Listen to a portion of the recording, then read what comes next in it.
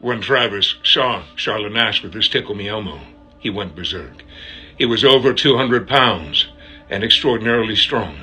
He knocked her to the ground, grabbed one of her arms, and shoved it into his mouth, and began to chew and eat her fingers.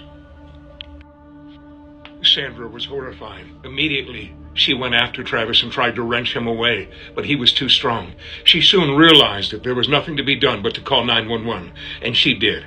I will not include the audio. It is horrifying, but you can hear her screaming that he is eating her friend, and that is exactly what Travis was doing.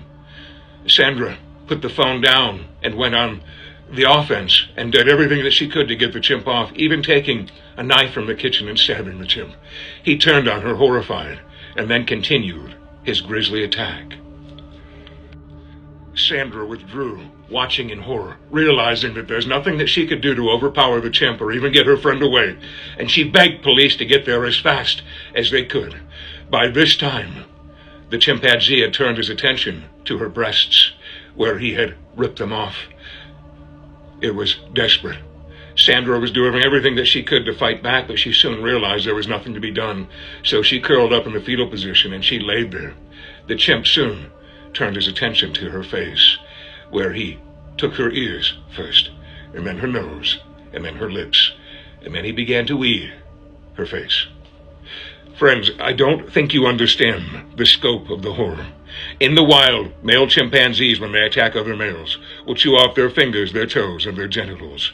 Females will attempt to remove the breasts and the genitals of females for a very simple reason.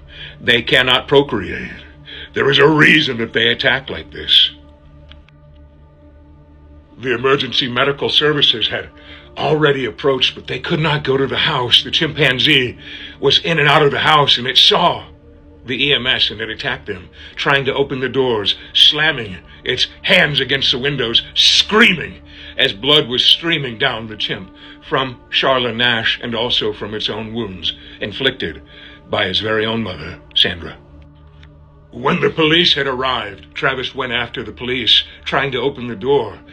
He did, and when he opened the door, he was met with fire from one of the officers' service pistols. The chimpanzee was hit, and he retreated to his house.